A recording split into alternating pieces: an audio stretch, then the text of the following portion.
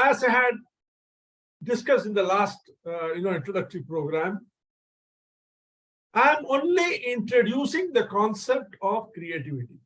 I'm only helping you understand what creativity is all about, how to develop your creative potential, how to become a creative genius, and how you can really start working through your creativity is an entirely different subject. We will be going into it subsequently, but for the time being, we are going to be discussing only the meaning of creativity. In the last class, we saw that when Adobe had done their research, they found that only 62% of the people felt that, they felt that they are unable to use their creative potential. And more than 75% said that education was responsible for pulling them down. From there, let's move on to our continuation. Last time we saw about what Teresa Mabel had said, and we were discussing about the creative mindsets which are essential. In this session, we are going to be seeing, in this introduction to creativity part 2, we are going to be seeing about the implicit processing and the creative mindset. What is this implicit processing and what does it mean?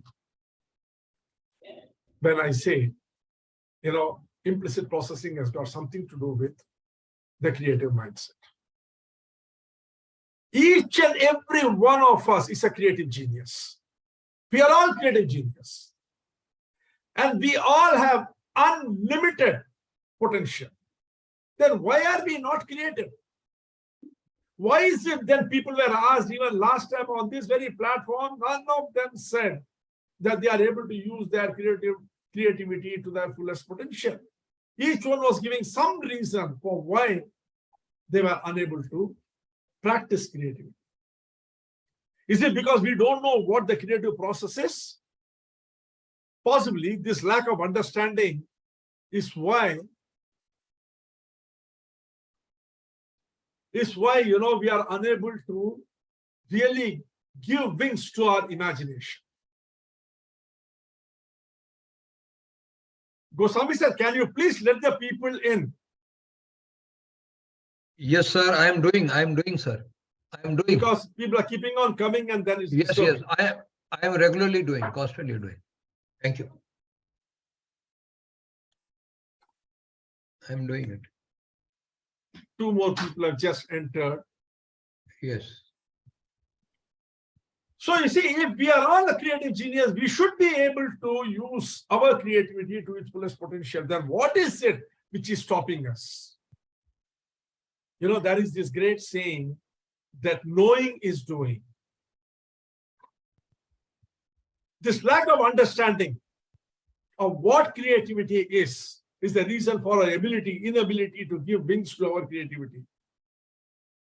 If we knew what the whole process is, doing it will be child's play. And this not knowing what is there within us is the reason for why we are unable to use it to our fullest potential. We are our brain.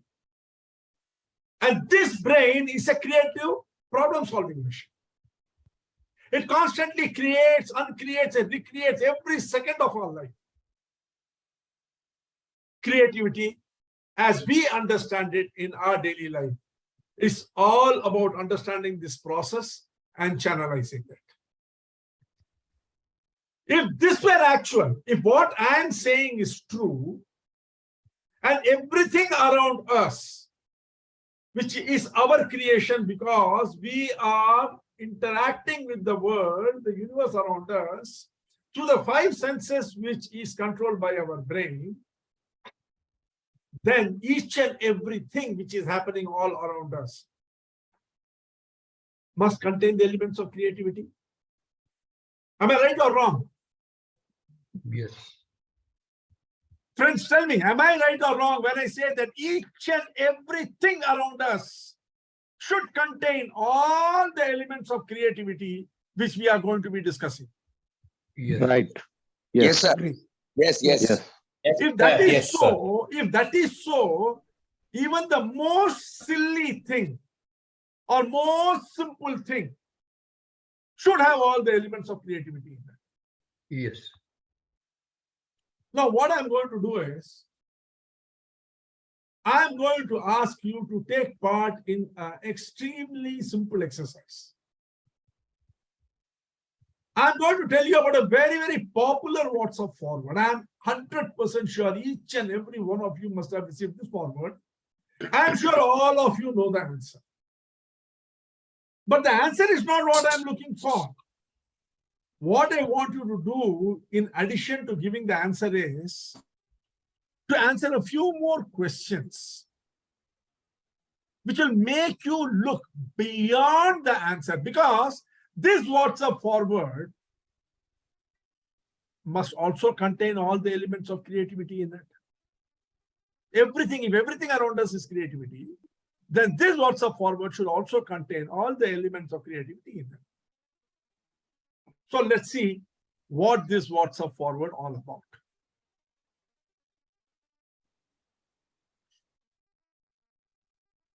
Let's, suspend our judgment and see if we can find creativity and the creative process in one of the most unlikeliest of places.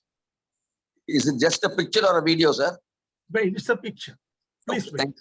thank This is a joke. But I want you to study this joke from the angle of creativity and answer the questions. The joke is very simple. Two friends had gone hunting. They had pitched a tent and they were sleeping in it. When suddenly in the night, they hear a noise outside the tent and they see a lion rummaging through the cartons where the food was kept.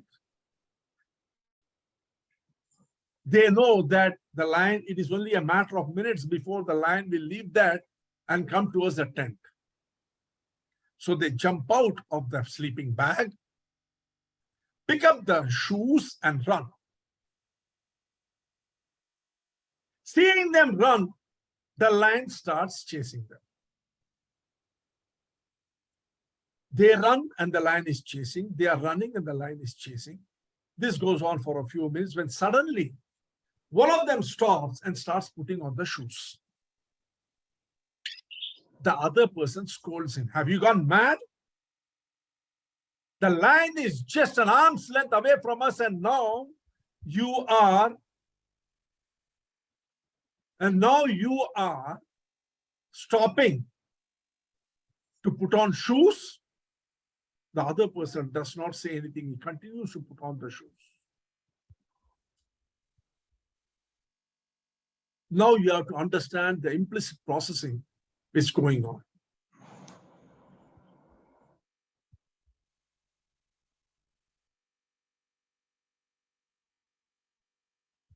Two men are camping in the wilderness when they are awakened one morning by a large lion rummaging through their food supply.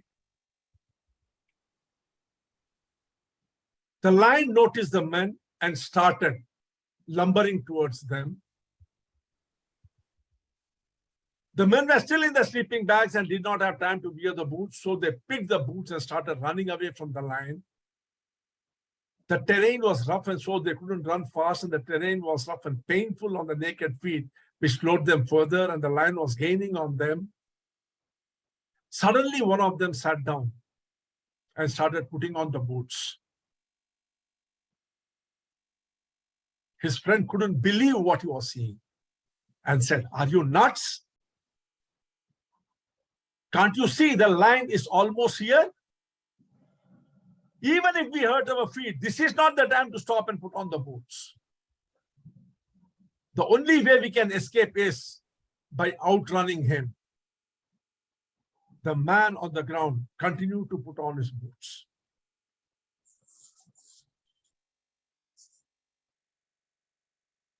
This is the WhatsApp forward. The question is, why did the man continue to put on his boots? But Because, beyond this question, yes, Mr. Kumar, because he has to run faster than the other man. correct. You're absolutely right. I told you, this WhatsApp forward is so very popular and everyone knows the answer to this WhatsApp forward. Sir, I have a suggestion. Just a minute, wait. Don't be in a hurry. Yeah. The question that you have to answer is not why the man sat down and put on the boots. You are going to have to brainstorm to tell me what are the assumptions here.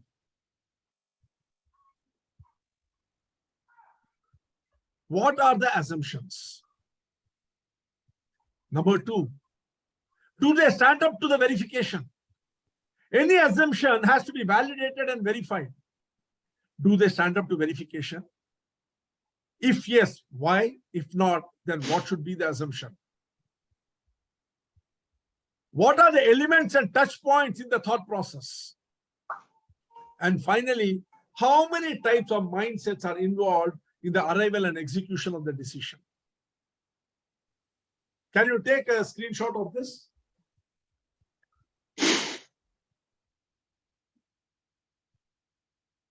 Have you all taken the screenshot?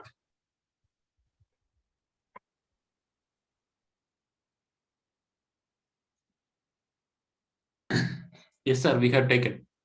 Okay. Yes, sir. So the exercise is we are going to go into a breakout room activity. I'm sure you all know how to work in the breakout room. There are 56 people. I will breaking them up into 10 breakout rooms, 10 to 11 people per breakout room. You will go there and discuss among yourself that what are the assumptions? Do they stand up to the verification? If yes, why? If not, then what should be the correct assumption? What are the elements and touch points in the thought process? How many types of mindsets are involved here in the arrival and execution of the decision? We are going to convert this very simple WhatsApp forward into a research piece for our understanding. Are we ready? Yes, sir. Yes, sir. Ready. Yes. I am splitting you all into 5 breakout rooms.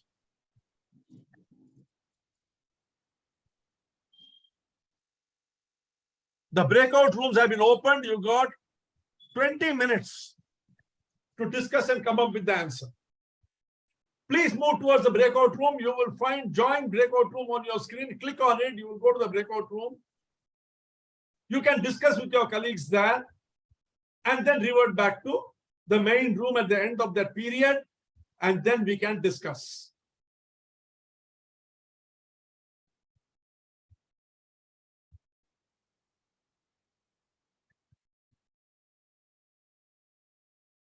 Please move into your breakout room.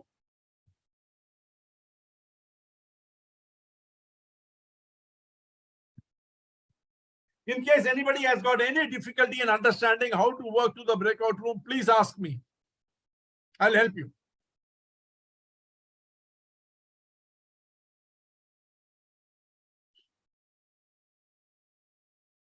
Anyone has any difficulty? Mr. Krishnaraj Iyer, Mr. Michelo, Mr. Debashish Sinha, Mr. Surya Narayanan,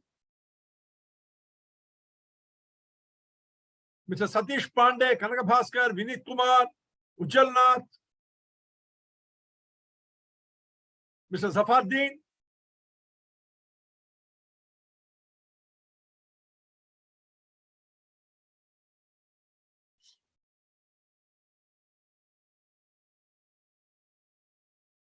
please move to the breakout room. Mr.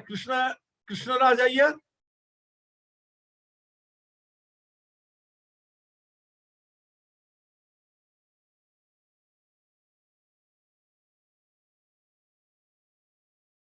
Mr. Elumalai Murugesan.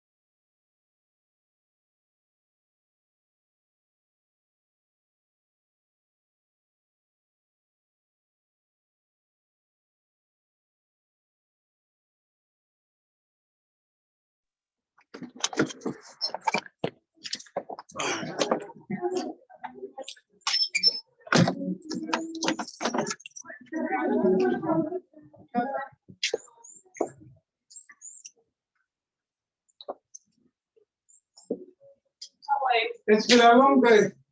Sorry, I disturbed the good yawn. So now tell me, am I able to get the SIM cards? Where do I go? Either usage or the one. That's the book like this. Yes, They can have. Huh? yes. Okay, thank you.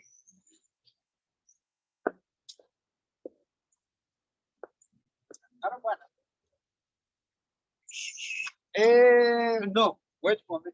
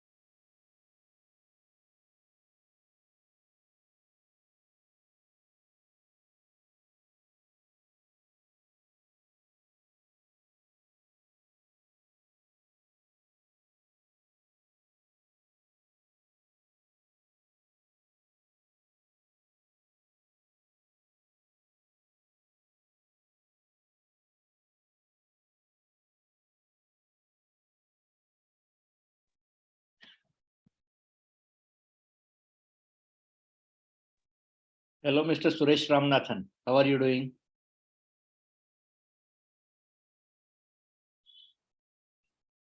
There you are.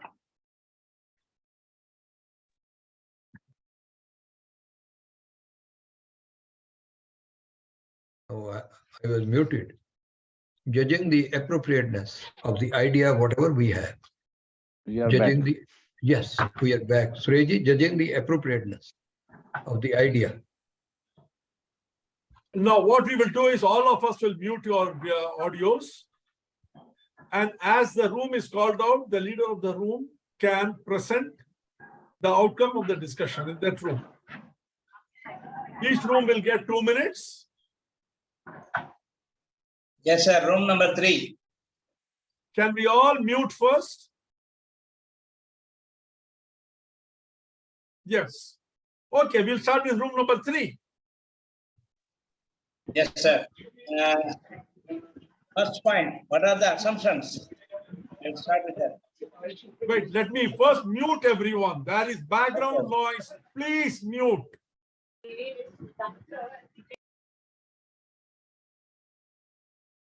Yes, Mr. Kumaran, you can unmute and speak. Yeah. First assumption is lion will attack the men. Second one is lion is hungry. Third one is if they run, they can escape. Fourth one is there is no time for putting shoes. Fifth one is at any one point of time, the lion will attack one person only.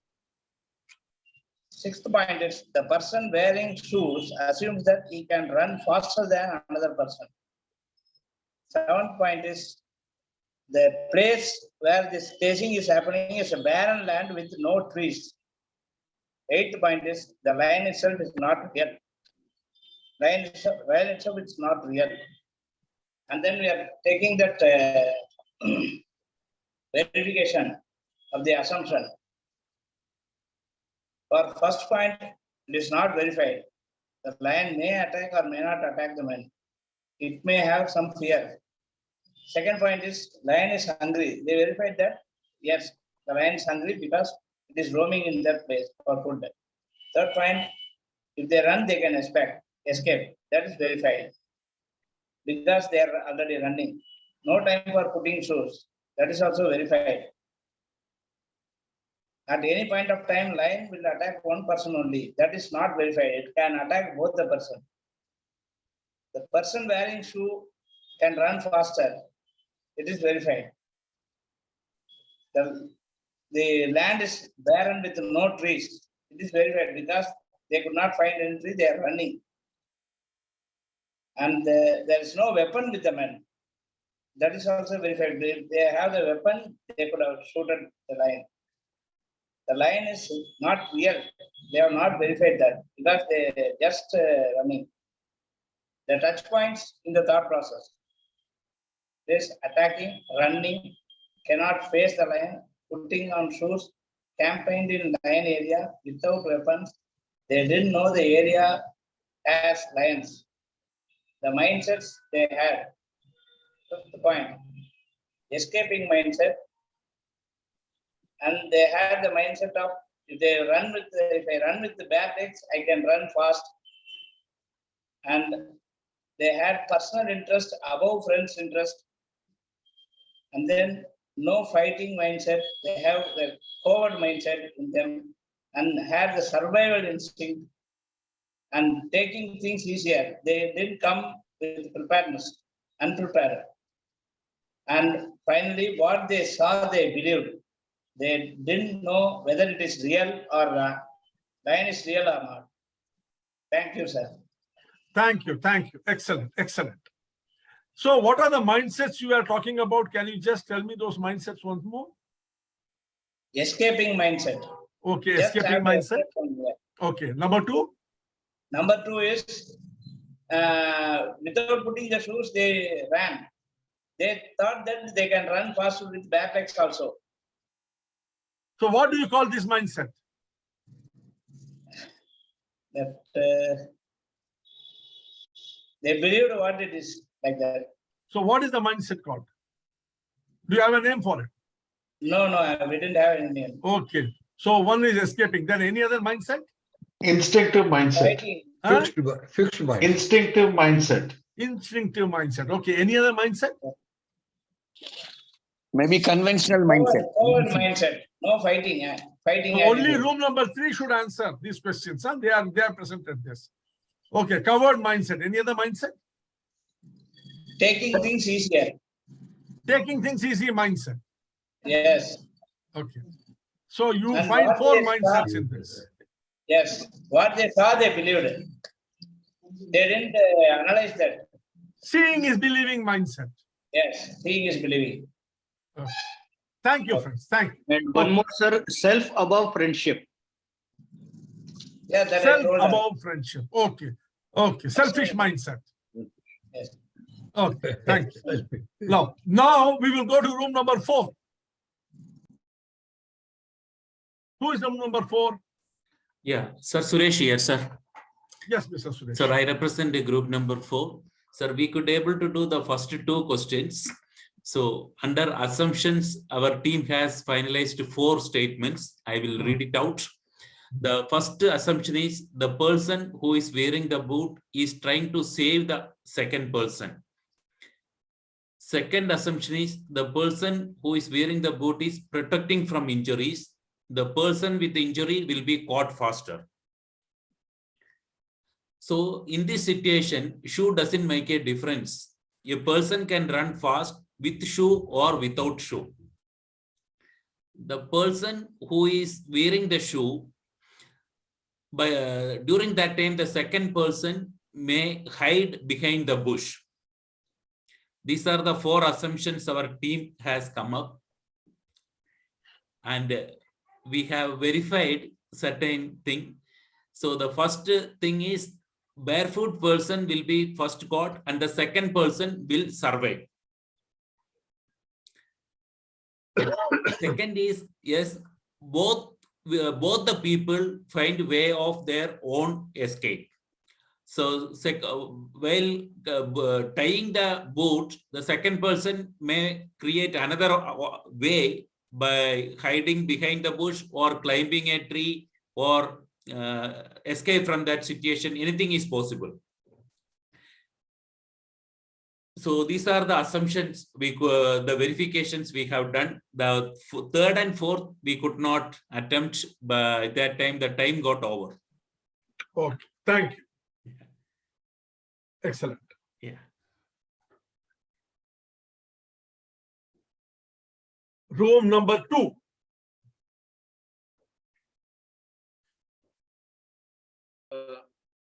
This is Jay Shah, and I believe I am from room number 2. Okay. Yes. And Yes.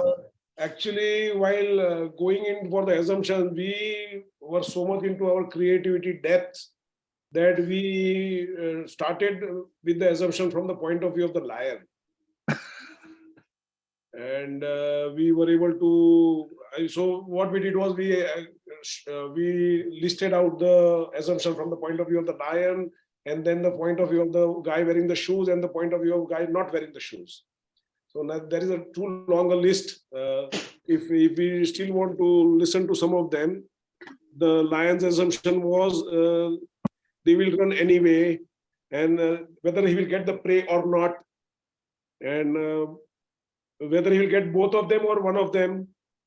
And then we were even thinking in terms of which one will be a juicier prey for him. Right. And whether they will run in the same direction or the other direction. I'm still with the lion right now. Please bear with me. And then which guy's body will smell better, and which will be an easy prey, whether the guy wearing the shoes or the guy not wearing the shoes. And the last one was the catch the other one if he is slow. Now that was from the perspective of the lion. Then we started thinking in terms of assumptions from the point of view of the guy wearing the shoes. The first one that came to, he plans to run faster than the other guy because that is the obvious answer. The second is run in the direction not suitable for the lion. That is one of the assumptions. Then he feels not going to continue running because he's tired. Okay. And further is he wants to protect his injured feet. That is the assumption. And if he stops, the lion stops. Now that was the assumption, because when they ran, the lion ran. So similarly, one of the assumption was if he stops, the lion stops. Now these are, and the final one is trying to pretend to be dead. Now that was an assumption that just popped out, but that are the assumptions that we have for the guy wearing the shoes. And then the final assumption for the guy not wearing the shoes. The assumptions there were this guy is crazy and will definitely fall prey to the lion. That was the first assumption. The second is his thinking process has stopped. Okay. And the third one was he's focused on running. Now this is for the guy who is not wearing the shoes. He's thinking, he's not thinking, he's just having the mindset of the flight and he's focused on running. Now the second part where we try to verify the assumptions. Most of the assumptions turned out to be true, but we would like to talk about the assumption which is not true to the verification, and that is he's pretending to be dead. Now that is very clearly a no, because he's actually active and he's wearing the shoes. The rest of the assumptions was true. And now when we were trying to discuss the elements touched, we were still not clear what elements were being touched. So we got into the natural nature, that is the 5 elements of the nature and the 5 elements of the human body. We touched only those elements, and therein Mr. Arun stepped in and he guided us that actually what is triggering the action and what are the after effects of the action. Further problem statement should arise, and that is where our session ended. Actually, we could not touch the other elements. Thank you. You have done an exhaustive analysis, and it only goes to show that you all are capable of doing excellent analysis. You are okay. No, the whole point is nothing ever goes to waste. Your capability to do analysis is now going to prove extremely useful to you, possibly after the end of this session. Right. Okay, let's move on to room number 5.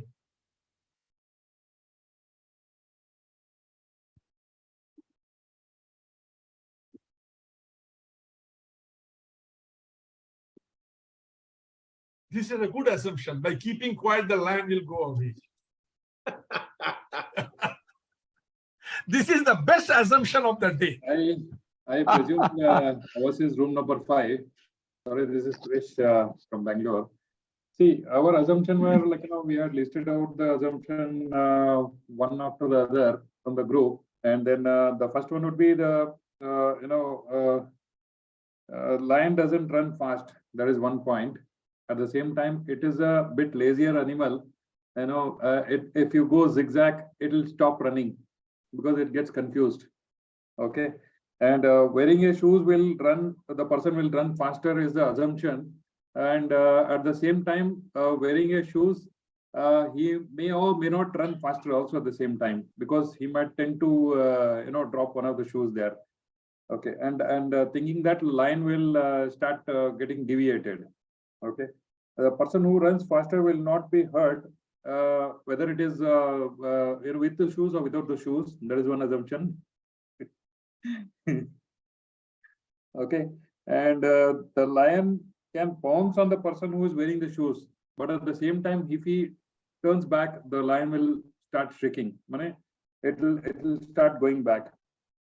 The lion doesn't think too much.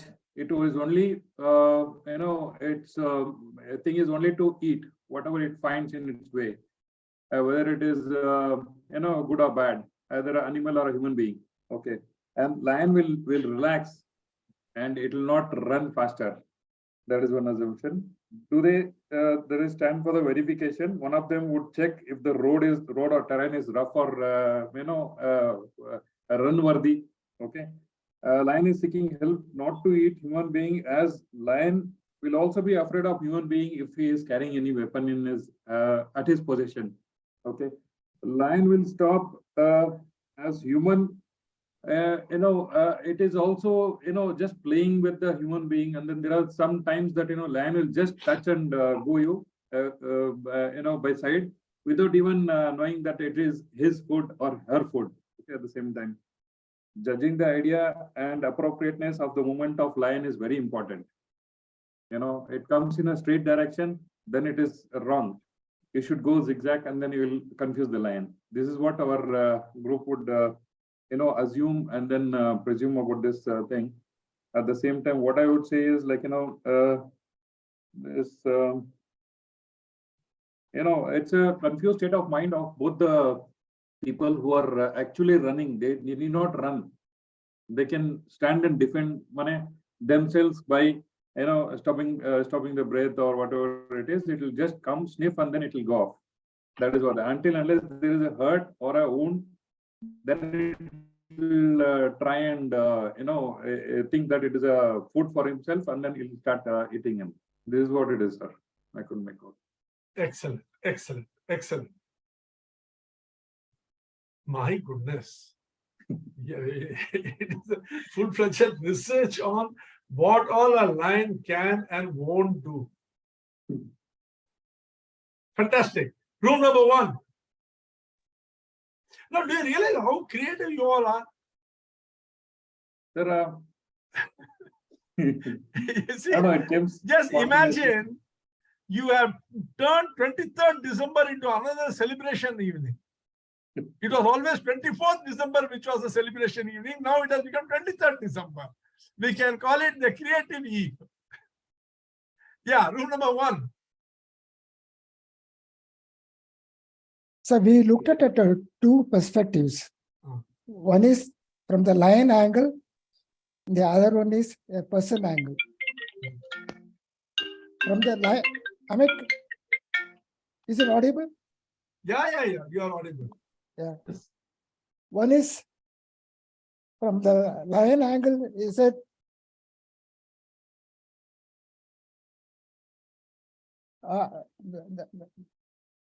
it is the food is a dead one, so lion doesn't like the dead one. From the lion angle, it is a lion fears because they may have some other thing protective and all equipments for that. And the third one angle from the person oriented is one was discussed as a shoe, and we says okay, one fellow has got a instinctive mind called okay, I escape. The other fellow has got a fixed mindset. So one fellow has got a growth mindset, somehow had to do something. The other fellow, okay, take it easy, nothing will happen. So these two mindset we discussed, and some of them can be verified, some of them cannot be verified. Lion fears, how do we verify? And the other one, okay, the lion doesn't like the dead animal. Okay, that we learned about it. We've seen that in various this one. So some of them can be verified, some of them cannot be verified. And touch points in all these things is instinct mind, somehow to do it, somehow. So both the mindsets were there. One fellow says nothing will happen to me, it will go away. The other fellow says no, I'm somehow have to escape. I don't know whether I have explained because a lot of interruptions here. I think the other person also may join, whether I have covered all the points. Yes. See, overall, I think all of you have. I like to add two assumptions. I like to Yeah. add two assumptions. Room number 1. Yeah, please. Like, first assumption is that the men had enough time to pick up the shoes before running away, which doesn't seem to be valid, because when a lion is about to pounce upon you, I don't think anybody would normally look for shoes and take it and run out. So this assumption doesn't stand the validation. Second point is, there could be a vehicle with them, and because they had come to a forest and there is a vehicle with them, so they could have run away in the vehicle also. So See, the point is that this assumption, like they don't have vehicle, is also being, cannot be validated actually. So primarily, my first point is that the person's survival instinct doesn't allow a person to look for his shoes and run away when he is going to be attacked by a lion. So I see there is a survival instinct in this thought process. Excellent, excellent. Super. Okay. Now, this is a WhatsApp forward, and you can see that a WhatsApp forward can also mess up your life if you look at it from a creativity angle. But the same WhatsApp forward can explain to you all the elements of creativity because someone has created it, isn't it? If he has not followed the principles of creativity, if he did not have the mindset for that, he could not have created it. Similarly, everything around us that we do has the elements of creativity in it, and we are doing it. The only thing is we are not aware, we are doing it unaware. If I were to ask each one of you, let us assume for a few moments that Dennis Lilly is bowling to you and you are at the batting crease. You are at the batting crease and Dennis Lilly is bowling to you. I'm sure all of you know who Dennis Lilly is. Huh? What do you think? Can you hit a 4? Can you hit a boundary? Who would like to answer? Why not, sir? You can hit a boundary, right? No, we can become a 4-piece actually. Yes, sir, we can. We can become 4 pieces. Yeah. You can become 4-piece, but you can also hit a boundary. The only difference is, if Sachin was standing there and Dennis Lilly was bowling, the boundary which he will hit will be premeditated. And the boundary which you will hit will be an accidental boundary. In the same way, once you know the mindsets and how they follow each other, you will be able to understand what the creative process is, and you can be creative. Yes, there are ways to develop each and every one of these mindsets, but that's a different story altogether. First, let us understand what these mindsets are. In the last class, we were talking about the componential model of creativity as put forward by the head of the Department of Creativity, Teresa Amable of the Harvard Business School, which had the domain expertise on one quadrant. The second was the creative process. The third was task motivation. And the fourth was the social environment. We are today going to look at the creative process, which is very essential.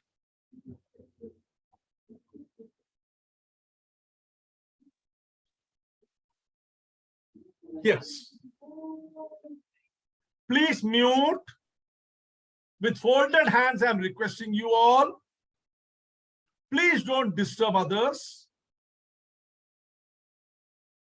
The questions were, what are the assumptions? Both started with the initial assumption that they can outrun the lion. That's why they started running. Possibly they picked up the boots for the simple reason they were in the jungle and they must have seen when they were barefoot that there were lots of thorns and other things around, and at the subconscious level, something must have told them that they will not be able to run far on their naked feet, so they picked up the boots. Or possibly, this is also possible that nothing else was there to pick up. Everything else was too big, possibly. The second is, does this stand up to verification? It did not stand up to verification. For the simple reason, when they started running, they realized that the ground was extremely hard, very painful, and it was slowing them tremendously. And the lion has very thick soles and it was not being affected. Being an animal of the jungle, for it, the jungle floor was not difficult. That brought them to the next assumption. What should we do if we have to escape the lion? In the mind of one of those people, the creative solution popped up. That creative solution made him sit down and put on the shoes. What are the elements and the touch points in the thought process, and how many types of mindsets are involved, we will see as we discuss the creative process. The creative process, as we saw in the last class, has got two pathways. The first is the deliberate pathway, and the second is the spontaneous pathway. The main difference between these two pathways in terms of neuroscience is that the executive center in the prefrontal cortex, in the dominant left hemisphere of your brain, remains steadfastly in control of the creative process in the deliberate pathway. That means you are doing everything consciously. The executive center directs what you think about and what you call up from your memory bank as you attempt to work creatively. But remember one thing, it has got no access. It cannot call on demand any information from the subconscious. It can work only with the information which it can get from the five senses, and any information which the subconscious on its own decides to send up to it. It is incapable of going into the subconscious and retrieving any information. Try, if you want, to sit down, close your eyes, and try to retrieve information from the subconscious. You will not be able to do it.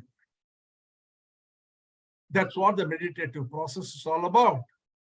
In contrast, the spontaneous pathway, the executive center purposefully lets off control because of either overthinking fatigue or consciously relinquishes some control of the contents of the conscious thought. This allows more ideas from the association centers in the temporal and parietal lobes, temporal, occipital, and parietal lobes, which are ordinarily blocked from the awareness to manifest itself in the conscious level. There is evidence that this is responsible for integration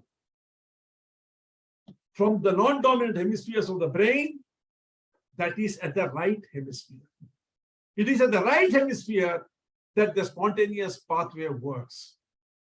The combination of the deliberate pathway and the spontaneous pathway is what is called the creative process.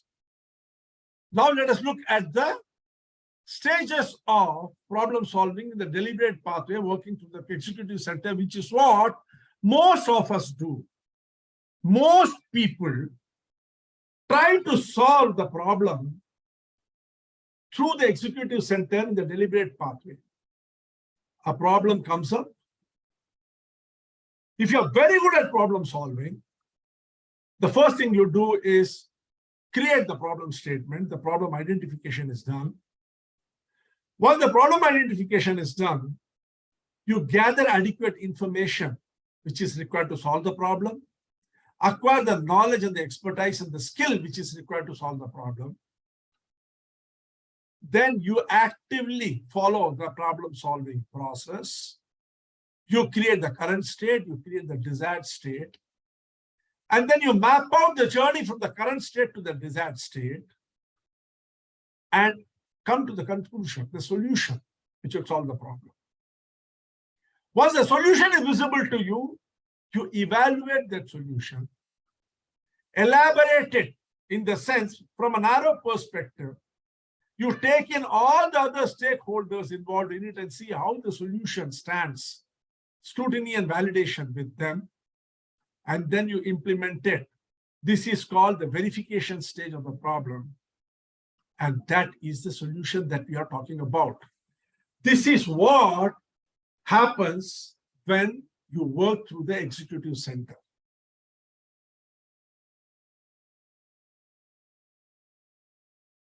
a deliberate pathway you are adopting. Now let us see what happens when you combine the executive and the association center in the spontaneous pathway. Again, the beginning is the same. You either have a problem, you create the problem statement, the problem identification, you gather information, knowledge, and skill. Here you stop. You sleep over it.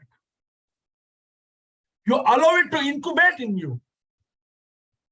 This process of incubation throws up the illumination.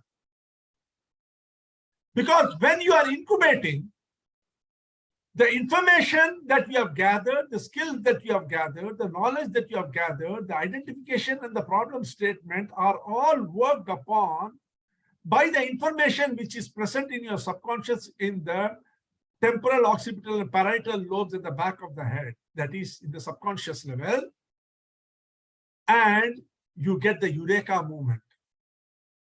You get that illumination. Now, that illumination, which is in the form of a solution, you evaluate, you elaborate, and you implement, which is the verification stage, and this is the solution. What is the difference between these two? The difference between these two is the incubation and the illumination stage. Which of these two pathways do you think is better? And why? The association center, the scientific name is angular gyrus, supramarginal gyrus, vernix area. The function is integration of sensory information, connecting meaning with words.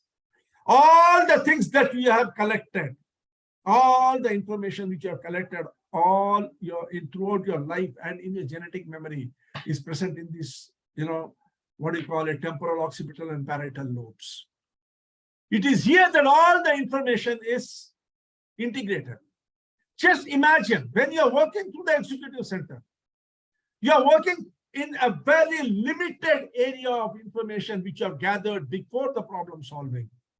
Whereas the ocean of information which is there, which is coming down to you through your genetics, as well as in your entire life, is now available to you when you give the incubation and the illumination stage an opportunity. The creative process then is the preparation, gathering information and exploring and focusing on the problem. Then comes the incubation, which is internalizing the problem and then taking a break from actively thinking about it. Then comes the illumination process, when a moment of insight in which solution to the problem pops into awareness. Then comes the verification stage, judging the appropriateness of the idea and applying it to the problem. The first and the fourth are of the deliberate pathway. The second and the third are the incubation and illumination pathway. The incubation and elimination pathway is the place where the subconscious is working through the creative process. If you are not going to incubate and allow it to work with the temporal, occipital, and parietal lobes, you are cutting off the entire creative process, and your deliberate pathway will work at far below potential. Let us see what is this incubation and elimination pathway all about. Incubation and elimination are the province of the so-called creative genius that all of us can achieve by developing 7 different brain sets. There are 7 different brain sets identified by cognitive science. The first of them is called the absorbed brain set. We will see each one of them in detail. The second is called the envision brain set. The third is the connect brain set. The fourth is the reason brain set. The fifth is the, no, I think the wrong positioning has come. The fifth is the evaluate brain set. Sixth is the transform brain set. And seventh is the flow or stream brain set. The first is the absorb, then the envision, then the connect, then the reason, then the evaluate, then the transform, then the flow or stream. We will understand these brain sets from the time when it first appeared. From the time when it first appeared, when the human brain started developing.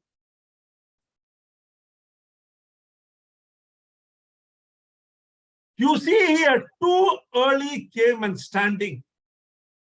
One of them is lost in deep thought while the other is scratching his head, not understanding why they are standing there. The person who is deeply engrossed in thought was enamored of what he had seen. They were climbing up a hill when there was an avalanche. And all the material from top of the hill started rushing towards them. It was a life or death situation.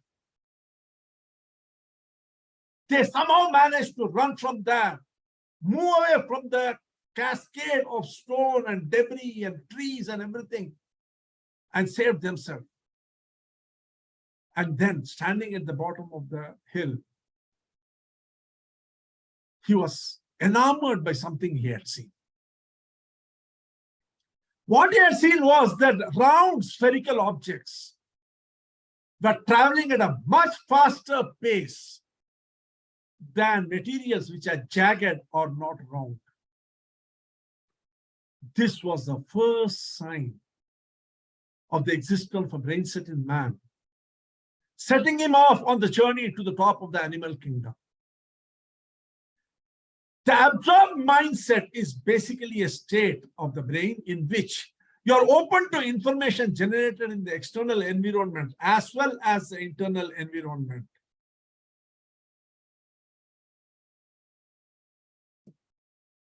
This is very well known to hypnotists. The state is well known to hypnotists, Buddhist monks, yoga enthusiasts, and creative luminaries.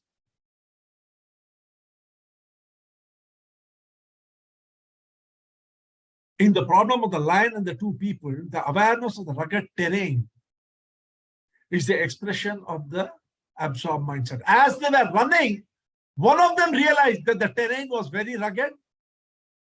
He will not be able to run fast enough to outrun the lion. Because remember one thing, action is created by assumption. The first assumption was that they will be able to outrun the lion. But after running for a few minutes, they realized, one of them realized that they will not be able to outrun the lion for the simple reason that the terrain was very rugged and the lion can easily overtake them. This was the first expression of the absorbed mindset. The absorbed mindset has an ability for attraction to novelty. Without developing the absorbed mindset, you will miss the novelty of everything that is around you. We were discussing, in the last class about automaticity, which stops us from observing everything. You will miss the novelty all around you, which is so important for the creative process. You will be stuck at seeing things as you have always seen them. The other person who was running along with him was still stuck in that assumption that he has to outrun the lion. He did not observe, he did not absorb the fact that it was not possible to outrun the lion by running barefoot on that ground. Number two, delayed judgment. Not judging ideas, objects, situations, other people, and yourself. You don't need to categorize things or situations into good or bad, right or wrong, should or shouldn't. The willingness to take an idea to its logical or illogical conclusion without prematurely nixing it. If he had done that, then he would have mixed the idea of stopping to put on the boots. The first person delayed the judgment. For him, it was more important that he should be able to run fast. The third thing is called cognitive disinhibition. turn down the efficiency of your cognitive filters and let in more information into your conscious awareness. This will increase the probability that you can make novel, original connections between unrelated stimuli, which is the essence of innovation. We have critical filters in our mind, which allows external information, which can be linked to our past experience only to enter. But in an absorbed mindset, you allow information which you are not aware of, which does not have a hook in your mind also to enter. This is very important. The absorbed mindset so has got three great important features. Number one, it is attracted toward novelty. Anything out of the ordinary, it immediately sees. It delays judgment. It immediately does not sit on judgment upon what it has absorbed. And the inhibitive nature of our filters are put off. That is cognitive disinhibition, so that all sorts of information can go in. Is there a case in history of such a thing? In Greek mythology, Prometheus, I'm sure you are aware that the word Prometheus in Greek means forethought, foresight. It's a titan god of fire. Prometheus is best known for defying the gods by stealing fire from them and giving it to humanity. Today, you can think of that fire as technology, knowledge, and more generally civilization. The closest thing in history of the Prometheus case happened between Apple and rank Xerox. Can any one of you tell me what I am referring to? GUI, graphic user interface. Absolutely right. Perfect. You hit the nail on the head. The closest thing in history of computing happened as the Prometheus myth. In 1979, visit to rank Xerox Park facility by a group of Apple engineers and executives led by Steve Jobs. Both Macintosh and Lisa project were underway before 1979 visit. Somewhere in the mid 1970s and late 1970s, both the projects had taken off.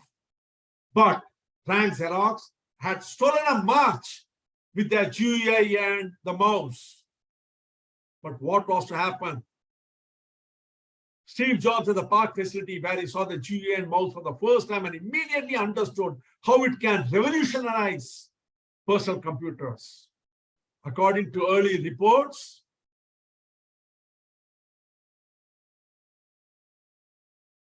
it was this visit by Jobs that he discovered the mouse, windows, icons, and other technologies that had been developed at Park. These wonders had been locked away at Park by the staff that needed to understand the revolutionary potential of what they had created. Jobs, in contrast, was immediately converted. And rest is history. Does anyone hear about Lisa? Whereas Macintosh went on to become insanely great. The late 1979 visit, it was on this visit that Jobs discovered the mouse, windows, icons, and other technologies that have been developed at Park. If you want to read the entire history of this robbery, Steve Jobs is known to have said that good people steal, great people rob. I think you should go and read the Stanford Education Department site for the full information on what transpired on that day. Just imagine an ordinary visit to Park facility and what was lying dormant for years was absorbed by Steve, and rest is history. The absorbed mindset. That brings us to the envision mindset. The second caveman convinced the first caveman that, okay, now that we have escaped from here, we should move away, thinking about those objects which are rolling down the hill, the first and the second caveman start walking towards their camp, wherever they are staying there, towards their cave. When at a distance, he sees other members of the group standing atop a cliff. Two of them are flapping their hands near the edge of a cliff. Caveman number one immediately realizes by remembering that that day in the morning, they had seen a bird flying, a prehistoric bird, a huge mammoth bird flying over their camp. And these two people, they were trying to imitate the flapping of the wings. He can see in his mind's eye that they are going to now try and fly like the bird. He also remembers some time back, a round vegetable had fallen off this very cliff and shattered into hundreds of pieces. From a distance, he realizes that the head of these two people looks very much like that pumpkin. He immediately waves to them, stops them from jumping and trying to fly. He envisions what can happen. The envision mindset had taken place. Having stopped them from moving towards the camp, they move when suddenly thunder clouds gather around the sky. This last part of the human brain to develop was the prefrontal cortex, and they are not entirely developed until the age of 25. I'm sure you are aware that juveniles cannot be convicted in the court of law because medical science has established that they do not have the sense of reasoning. They cannot see the consequences of what they are doing. That means they cannot envision the outcome of their action. And the sad part of it is the recent research has shown that Professor Timothy Salthouse of the University of Virginia completed a 7-year study that indicated our brain starting the prefrontal cortex begin to decline at the age of 27. Imagine, it does not develop up to the age of 25, and then it starts declining by the age of 27. It has got peak potential functioning of only 2 years. But the good news is neuroplasticity says that we can develop our mindset at any time and keep it active and alive by practicing. If you don't, then your capacity to envision will start diminishing from the age of 27 and slowly it will vanish. That means you will not be able to understand the consequence of it. So what is this envision mindset? The envision mindset consists of 2 factors. Number one, mental imagery. And the second is hypothetical thinking. Mental imagery or thinking without words is a type of cognition that employs the perceptual parts of the brain ordinarily used for processing the sensory information of sight, hearing, smell, taste, and touch. Mental imagery is quasi-perceptual, meaning that the perceptions are occurring without sensory inputs from the outside world. Whatever sensory input has already gone inside, you are collecting it from the temporal occipital parietal lobes and creating images and thereby conducting what is called hypothetical thinking. When you employ hypothetical conjectural thinking, you are mentally imagining something that is not manifest in the world of reality. You are thinking in what if. Just imagine, these 2 people are standing, flapping their hands in the air, and that is when this guy thinks, what will happen if they jump off the cliff? That is what, he's able to see it. You are thinking in what if. This is precisely what happened when the first person realized that he cannot run barefoot on the ground.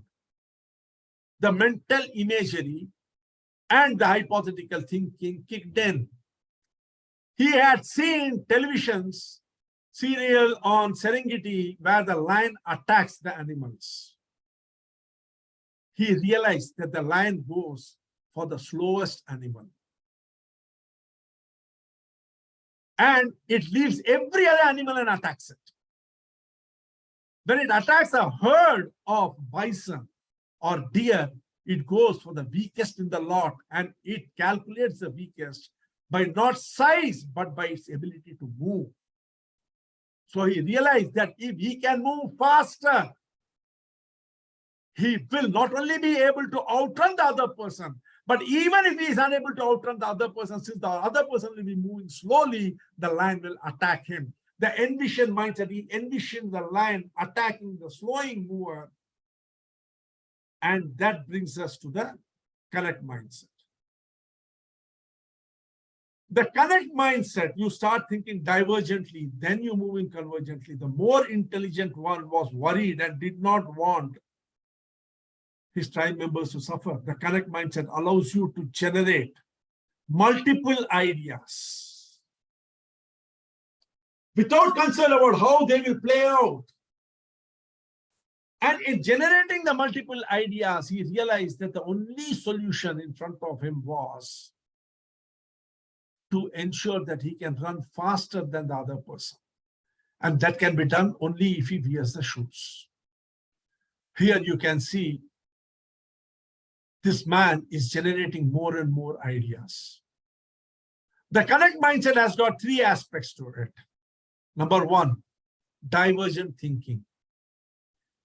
As he was running and finding that he was unable to run faster, he was trying to think of all the things that he can do. Number one, as someone said, why not run in a different direction? This assumption doesn't stand because he does not know in which direction the lion will go. And if his feet is hurt, and he is running slower than the other person, the lion will obviously come after him because the lion always goes after the slower animal. Second thing, continue running along with this person.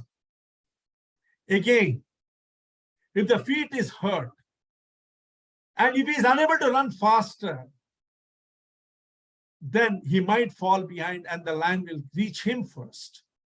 And with that, the race will be over for him at least. What the lion does afterwards is of no material interest to him. So when he started checking all the assumptions, he realized that the only thing which he was left to do was to run faster than the other person, irrespective of whether he overtakes him or not, because he had seen in the documentary that in spite of all the animals running, the lion ignores every other animal and goes for the slowest animal. Second, finding unusual associations. The third, intrinsic motivation. When the brain becomes an idea-generating machine, you will connect disparate objects and concepts. Convergent thinking is the thinking you do when you access content stored in your brain, including knowledge and memories, to come up with one correct answer. That the rugged terrain, the pain in the legs due to it, the consequence slowing down of the two men are arrived at by the connect mindset. Now is the time to connect all these things together. Now let me show you how this thing works. I am now going to give you an exercise which you are going to answer. They were not dashed misfortune, having endured more than their fair share of dash. I am going to give you 5 combination of words, and you have to tell me which is the most appropriate here.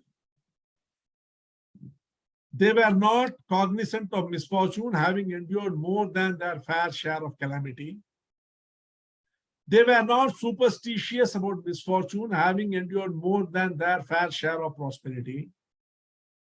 They were not jealous of misfortune, having endured more than their share of success. They were not oblivious to misfortune, having endured more than their fair share of happiness. They were not unacquainted with misfortune, having endured more than their fair share of adversity. Now, which of these would you put there?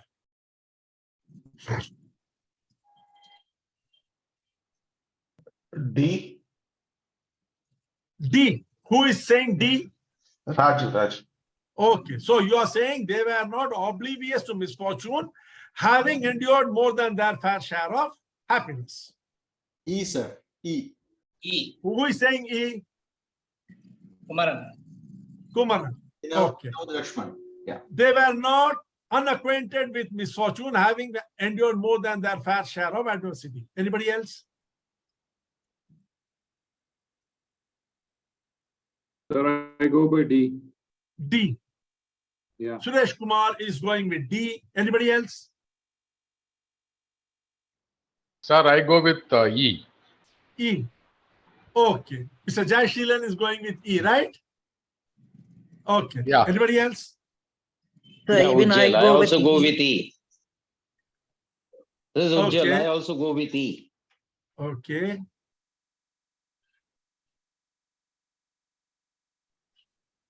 Very frankly speaking, if you look at the answer from a convergent point of view, E is the right answer.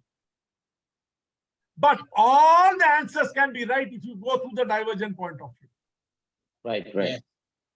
Exactly. What did you do? Just see how your creative mindset kicked in. I am sure each one of you put all the phrases in the sentence and then arrived at whatever answer you gave. Am I right or wrong? Yes, sir. Perfectly Right. all right. Yes, sir. So you Precisely. see, so Precisely. you see, you cannot arrive at a conclusion or you cannot converge onto an answer without looking at all the divergent viewpoints. The same thing happened in our exercise in the breakout room. All of you were taking, the lion's viewpoint assumption. The person was tying the shoe, his assumption. The person was not tying the shoe, his assumption. All sorts of person's assumptions you are taking before you are arriving at what you thought should be the right one. This is what is the correct mindset. We collect all the information that is available to us, and then we come to a conclusion. But this correct mindset, unless you are going to allow the temporal, occipital, and parietal lobes of the association center in, you are working at maybe around 1 or 2% of your potential. Because over 98% of the information is lying there. Remember one thing, my dear friend, your conscious cannot hold any information for more than 4 seconds. Digest it. Your conscious cannot hold information for more than 4 seconds. 11 million bits of information are entering into your mind every second, and you are not aware of more than 4 to 7 bits of information at any one given point of time. You are already fighting a losing battle when you are trying to work through your executive center, ignoring your association center. As they were moving from the cliff, dark clouds were gathering on the sky above. There was a heavy thundering rain. Massive thundering rain. Lightning was striking. And one lightning came and struck a tree. The tree went ablaze. It caught fire.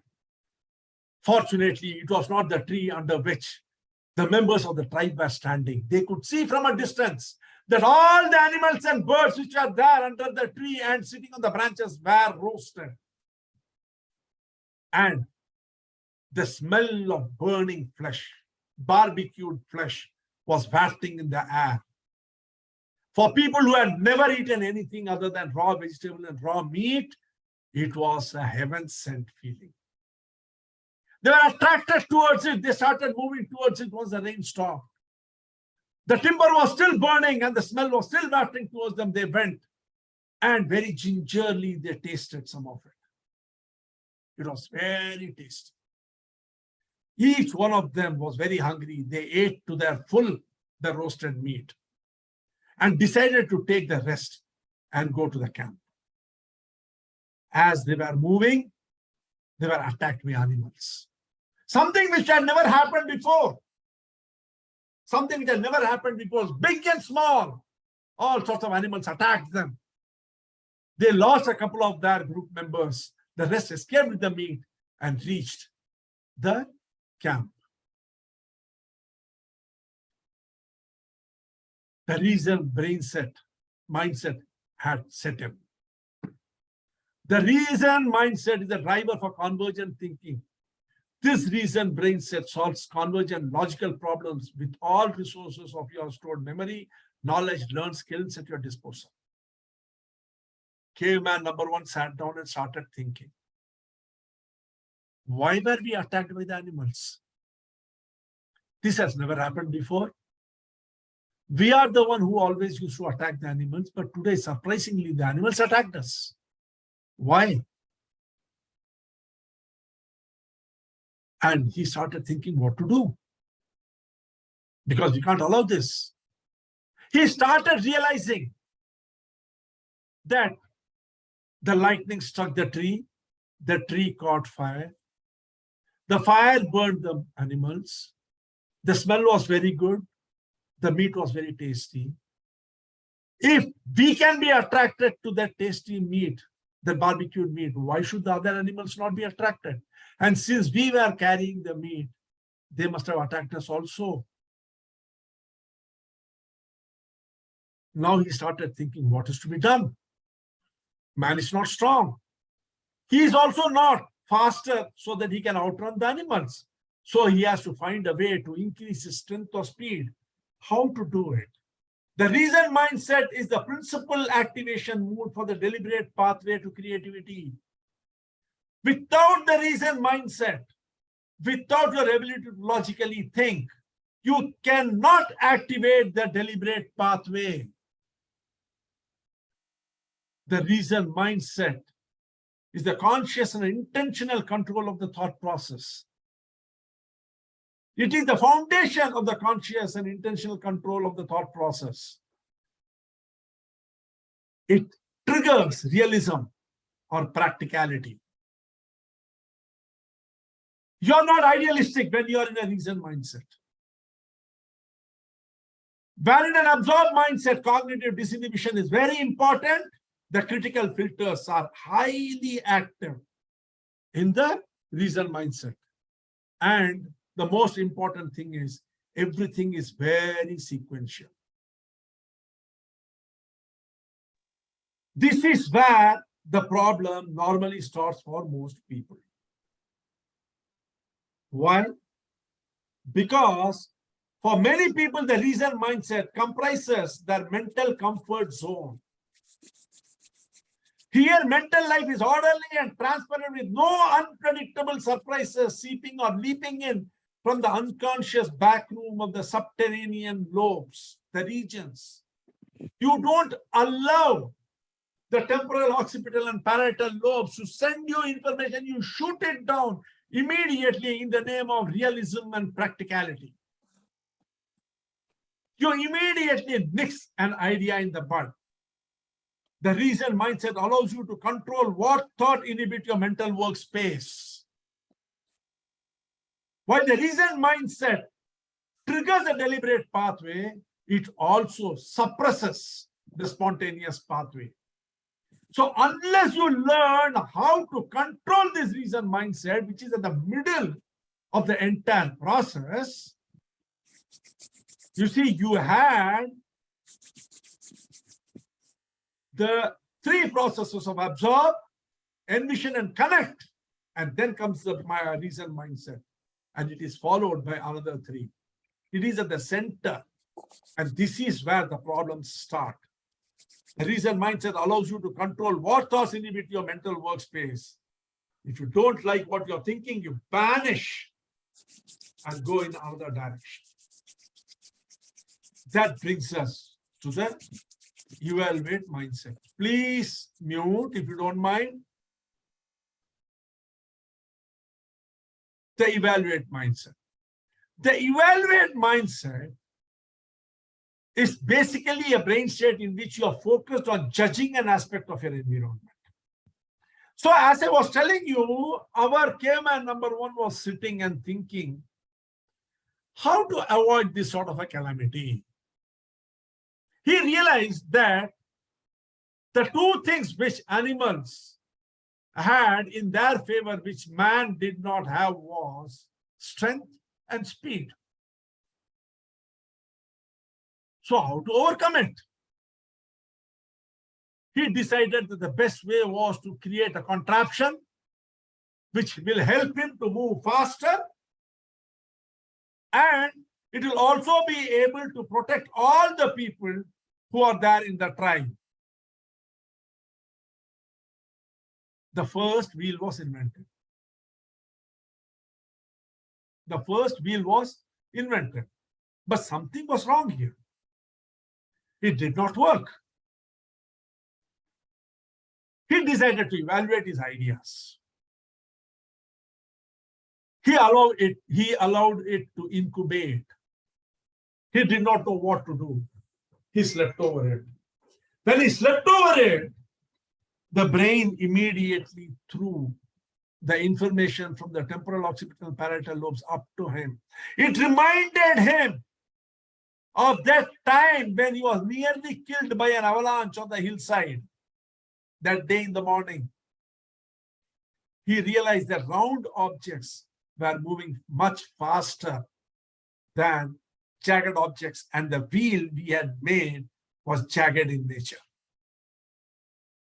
So the elements of the evaluate mindset are: number one, active judgment. Making judgment aims to improve our ability to predict the future. What is the reason we judge? We judge because we want to be able to predict the future. It's a human tendency to categorize and judge things and experiences, to put them into small boxes and buckets, to categorize and judge things and experiences so that we can expect from them what we can expect from them when we encounter them in the future. We want to improve the efficiency of your decision making.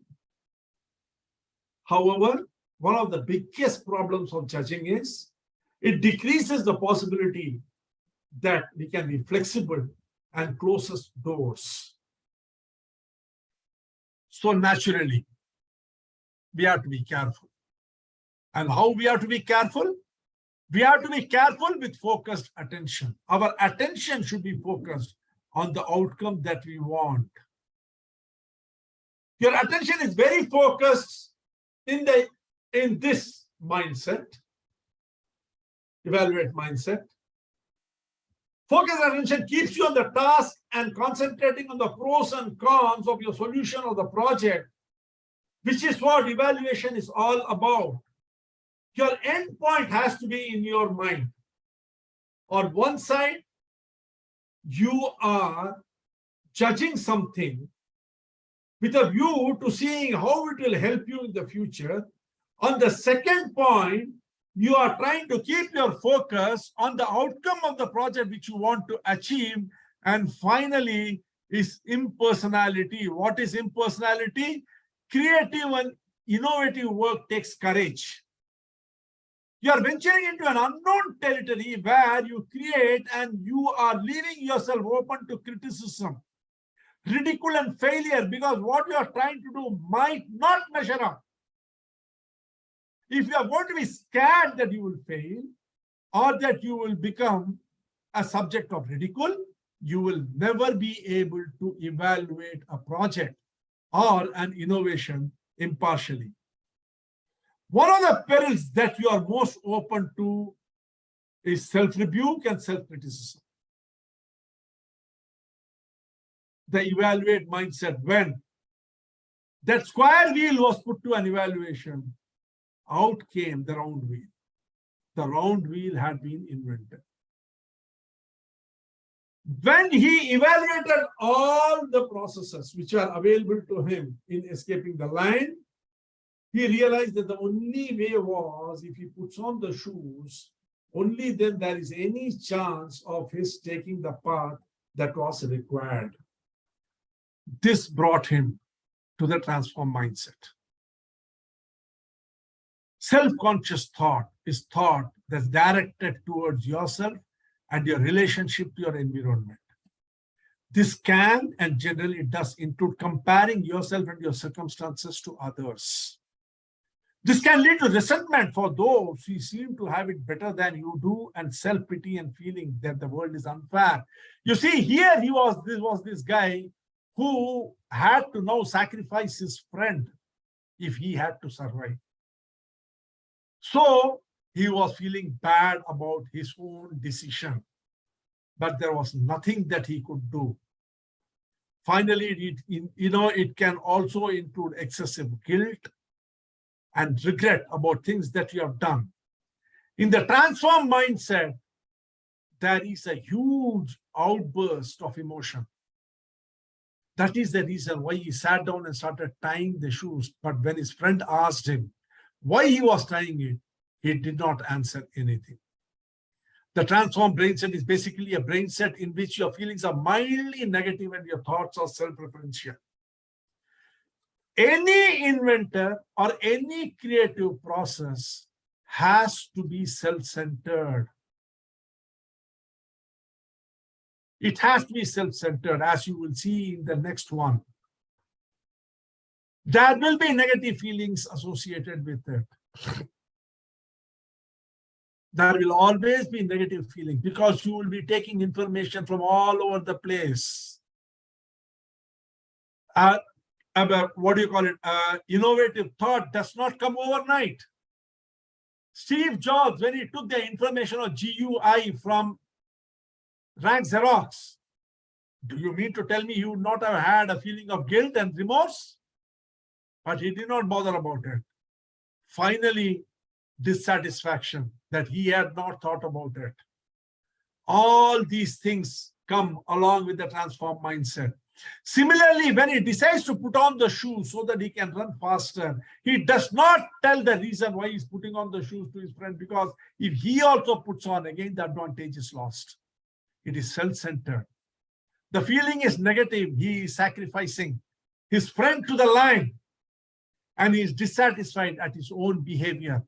But that is what the transformed mindset is all about. And that brings us to the flow mindset. The flow mindset is a brain state in which time disappears. You lose your sense of self. Someone was asking, how far was the line? How soon will it reach? All these things are lost in the flow mindset. Your focus is totally on the task at hand. You become one with your work. And that is when you are absolutely not bothered. Mihai Csikszentmihalyi, considered the co-founder of positive psychology, was the first to identify and research on flow. Interestingly, the capacity to experience flow can differ from person to person. Studies suggest that those with autotelic personalities. What is an autotelic personality? A personality who is totally self-centered, who does things for the enjoyment that he gets and not because of an external reward, is an autotelic person. You know, he is the only person who can get into the flow. And it can be defined as being in the flow. Appropriate expertise, implicit memory, intrinsic motivation, trained impulsivity, and improvisation, the ability to improvise, are all characteristics of the flow. It has 8 characteristics. Let us see what those 8 characteristics are. The 8 characteristics are: number 1, there is a clear goal. You know what your goal is. Number 2, there is an immediate feedback to your action. Internally, the feedback keeps coming to you. The level of challenge matches your skill level. The challenge is not beyond your capacity to handle. There is a merging of action and awareness. You are totally focused on what you are doing and you are aware that this is something which you have to complete.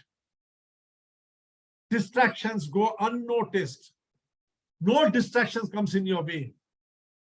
There is no failure of worry because there is no option. You have to succeed.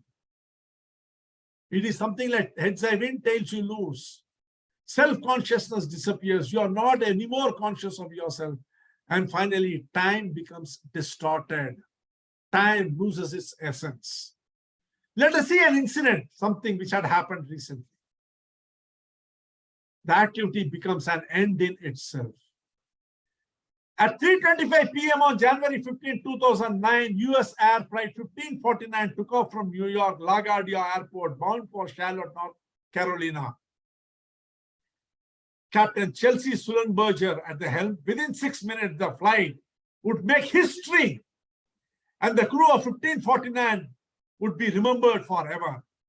Shortly after takeoff, the aircraft hit a flock of Canadian geese, resulting in the loss of thrust to both the Airbus 320 engines. The aircraft began descending with no chance of reaching any safe place to land. Returning to LaGuardia was out of question, nor any nearby private airport. With just enough altitude to make it over the George Washington Bridge, Sullenberg deftly set the large aircraft down in the Hudson River, saving the lives of all the 155 people on board. On that day, the experience and skill of that pilot were a perfect match for a difficult challenge. On that day, Captain Sullenberger and his crew were able to stream their moment-to-moment response to the unfolding events of the flight in a feat of improvisational skill. The landing of Flight 1549 was a heroic and creative performance. You can see the entire lot being saved. Now let us understand the implicit processing of the lion's case. What happened?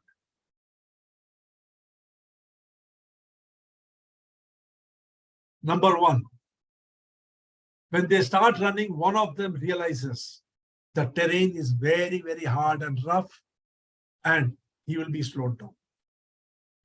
He envisions that if he is slowed down, then the lion will reach him much faster. And if he is left behind by his other person who is running with him, he will become meat. Whether he runs in a different direction or not is irrespective, because it is not of any relevance, because the lion always will go for the slower person. He connects what he had seen in the TV of the behavior of the lion hunting with the situation that they are in. He starts reasoning as to what can be done. He evaluates the decision that he has to run faster than the other person at any cost, because if he runs faster, then the lion might even leave him and move towards the slower person, even if he is there. That brings him to the transform mindset, where he decides to sacrifice his friend, feels the guilt of sacrificing, feels selfish, but decides that he will sit down and tie the lace, come what may, and he gets into a stream. Flow mindset, sits down, ties the shoe, and there ends the story of the creative process of this WhatsApp. We will see one more. It's 10:05. We will take around 10 minutes more, and we will see one more.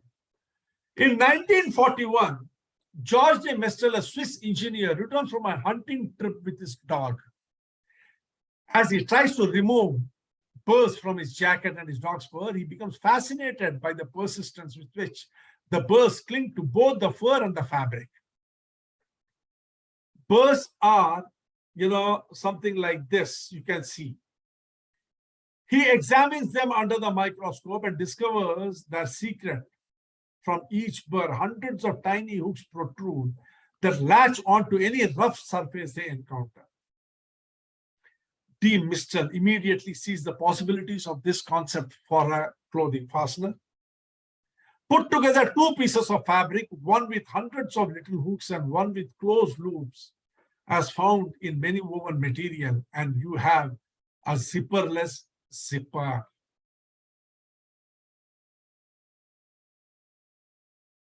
Of course, one takes his idea seriously, but D. Mistel does not give up on it.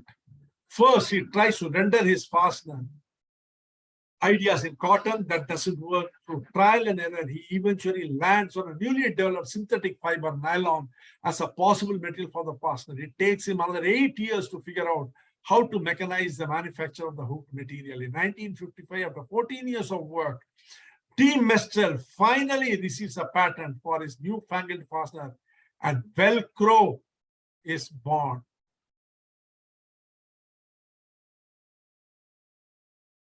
Now, friends, can you tell me what are the mindsets involved in this?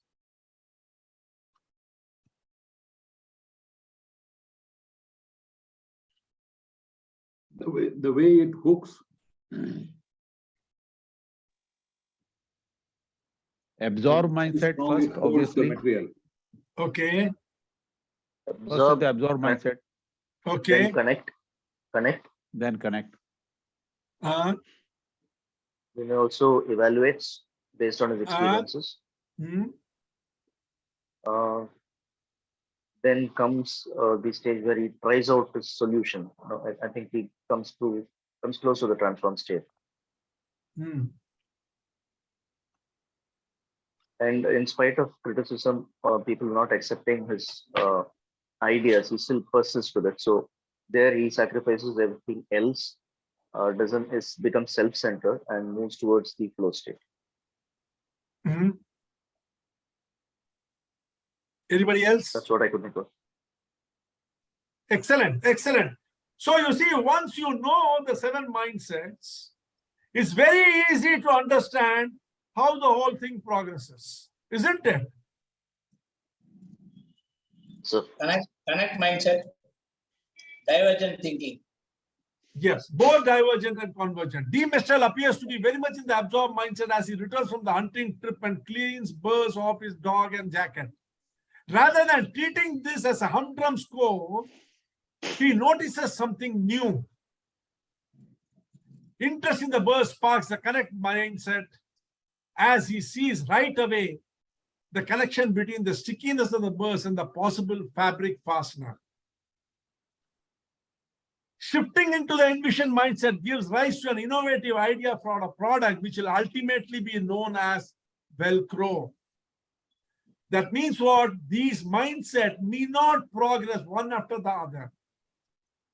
He absorbs the information which he sees, connects it, because during those days they used to tie the belt, tie the trousers ends. So, he sees that here is an opportunity to create something which can tie the trousers and other things. He envisions, he sees how it will look. Reason mindset helps in designing the product for commercial use. The evaluate mindset helps in the trial and error of the product, and ultimately the launch takes place. The 7 dimensions of the mindset. First, cognitive or mental disinhibition. This is very important. Hemispheric activation. You need to activate both your right and your left hemisphere. Number 3, positive or negative mood. Remember one thing. Your transform mindset requires a negative mood.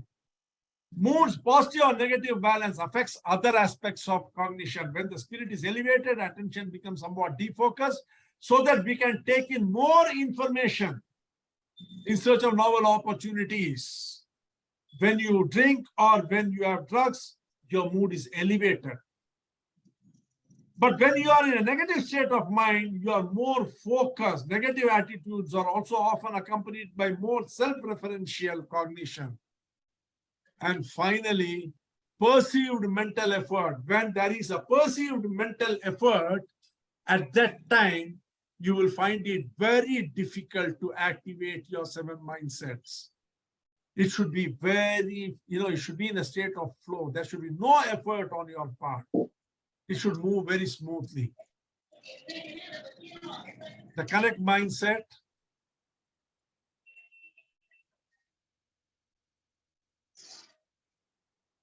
The disinhibition is moderate.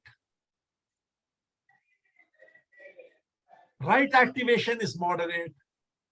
Positive mood is high. Right activation is high. Mental effort is both active and passive. In the case of reason mindset, there is no disinhibition. You are in total control. The deliberate pathway is working maximally. Right activation is none. Zero right activation is there. You are working only through the left activation. Positive mood is very high. That means it's none. You are very focused and your mental effort is very, very active.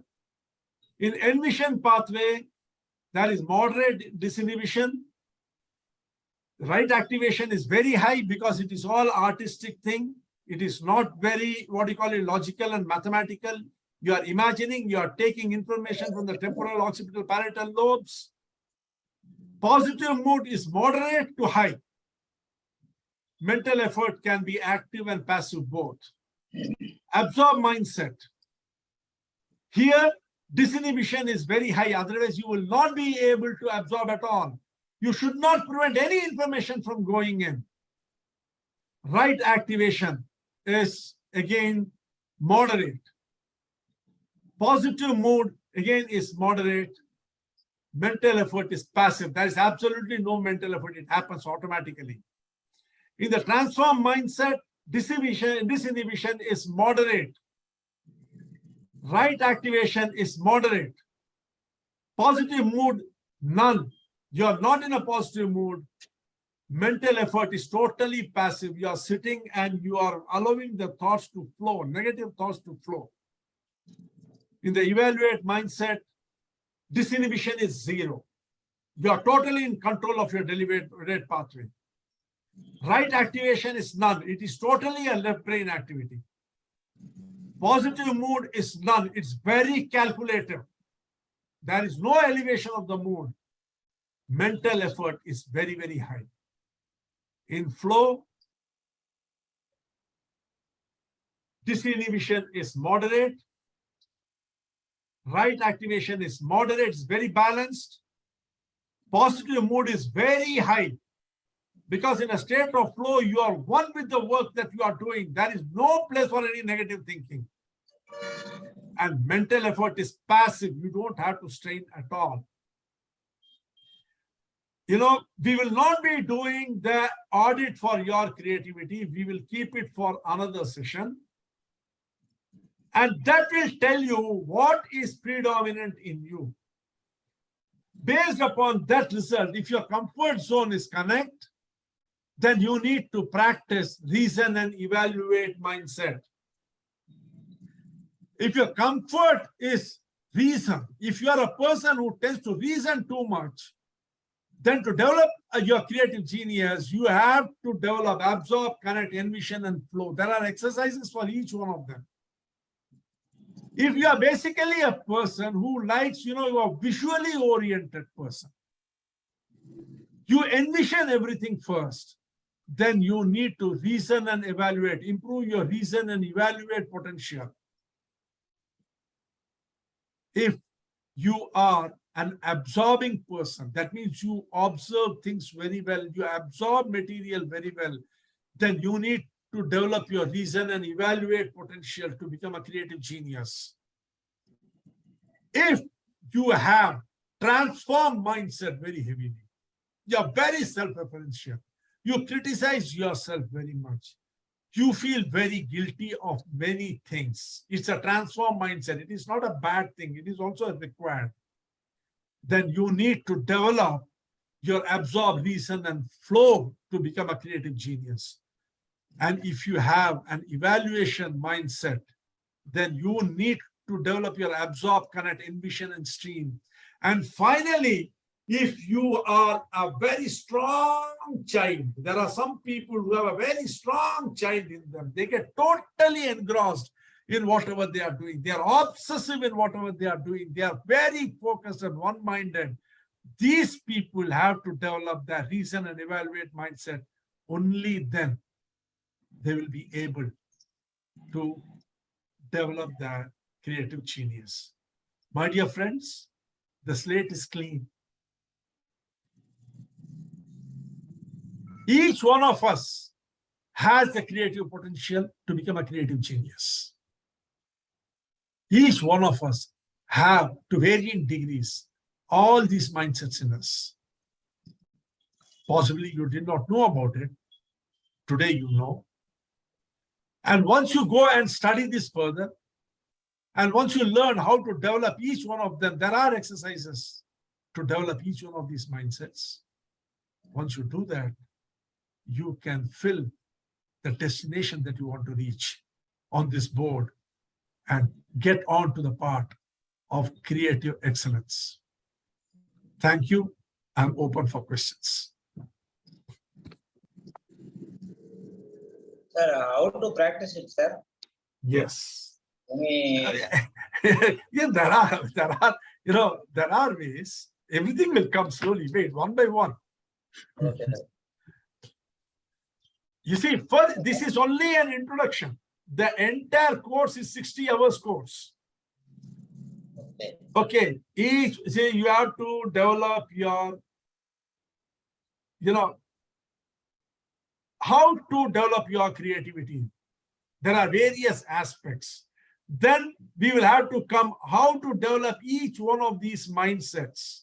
There are exercises by which you can develop each one of these mindsets.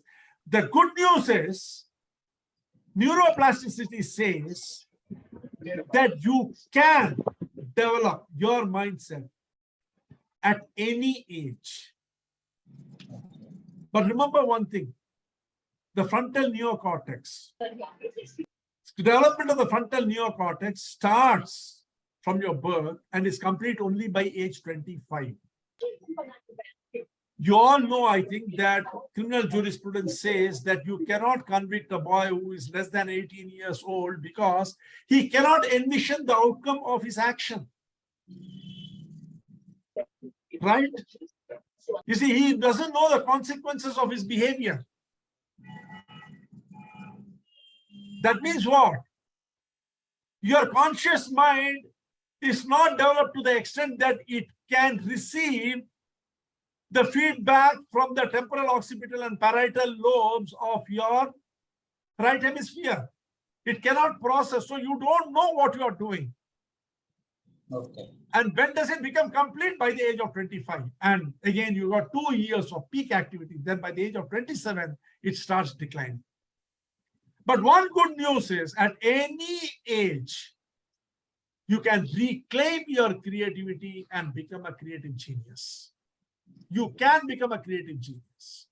And creativity is very, very, very essential because creativity is life.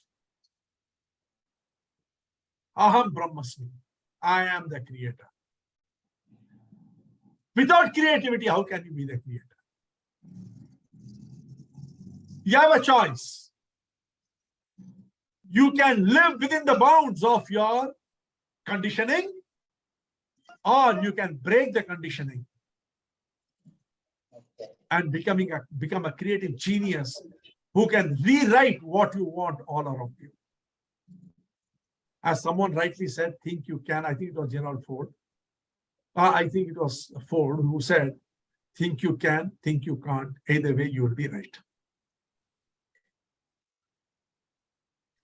We will spend another 5 minutes on questions. It will be 10:30 and then we will break. Thank you, friends, for giving me your wonderful evening.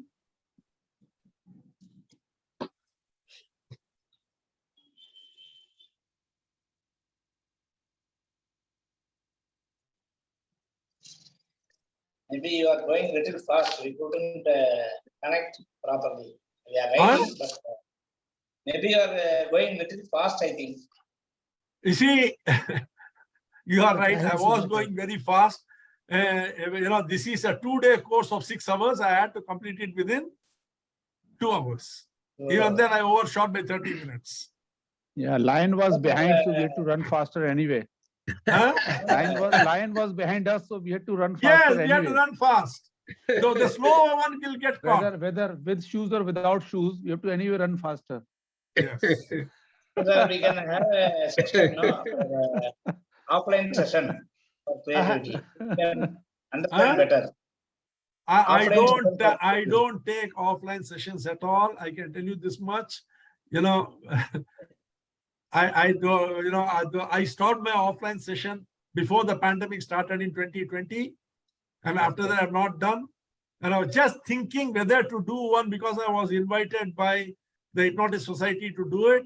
Then suddenly, I hear that China is again exploding, and India, yesterday has given the warning. But I think it sir, is a wonderful session, sir. I think we need to practice, as somebody said very rightly. It's a complex topic, but it will make the things easy. You see, I'll tell you, the whole course is a 60-hour course. Okay. That it is for 20 days, 3 hours each. We can possibly, we can take a few of those pieces, like, how you can improve your observing capacity and all those things, fundamentally, basically that. See, there are 3 different things in this. One is deliberate creativity. There is a creative problem-solving model to trigger your deliberate creativity, where you work with divergent and convergent thinking and various other thinking styles. Maybe we can do that as a next class. The second is basically how do you train yourself to break the pattern which has been ingrained in you. The brain is a pattern recognition machine, as we have seen in the earlier, last session we saw in the last master class that the brain is a pattern recognition model. And this pattern, the schemas which are there ingrained in our brain from our birth, which gives rise to, automaticity, functional fixedness, cultural alignment, and, hypersensitivity. How to break that? Hyper reflection. Yeah. So how to break that? How to break that so that, we are not shackled by those 4. The third aspect of creativity is how do you develop your absorb, envision, connect, reason, evaluate, transform, and flow mindset. Each one of them has exercises which you can do at the comfort of your home, maybe 3 to 4 minutes in a day. If you do it over a period of time by practice, it will become very, very routine. Anything you can take, I took that WhatsApp joke and converted it into explaining creative mindset. See, that WhatsApp joke has not come with this. I took it and created it. Like that, you will also be able to take anything around you and create it. Because you will know what are the various touch points, where the breaks take place, where the mind is switching over from one mindset to the other. When you do that, you will become a problem-solving machine because every situation and circumstances will come in your control. Your office life, your personal life will become very easy because you will be able to read the mind of the people around you, why they are doing something. Like I was asking our friends in the breakout room, what is an assumption? Assumption is a trigger for action. When someone behaves in a particular way, An assumption came up in the subconscious. That is why that person has behaved in that way. And that assumption is the result of a creative mindset. You see what I mean? Say my grandson is sleeping in the bedroom. The maid comes and starts washing the vessels. My wife immediately comes and tells her, "Awaz mat karo. Don't make noise." Now, what is the assumption she had? The assumption was this noise will wake the child up. Yes. So what did she envision? She envisioned the child waking up to the noise, and what she was doing will get disturbed. So you see, the moment I hear my wife telling the maid, "Awaz mat karo," I know that my grandson is sleeping in the bedroom. Maybe he was playing there, now he's sleeping. Because if he's playing there, then my wife will not tell the maid not to make noise.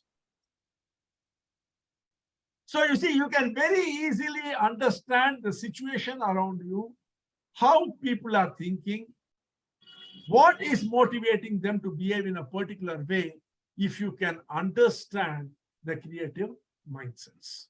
This is one of the biggest advantages of understanding creative mindset and creativity. People think creativity is only to discover, invent, innovate. No, my dear friends, creativity is life. We do things only because we are guided by our mind, and our mind works in certain patterns.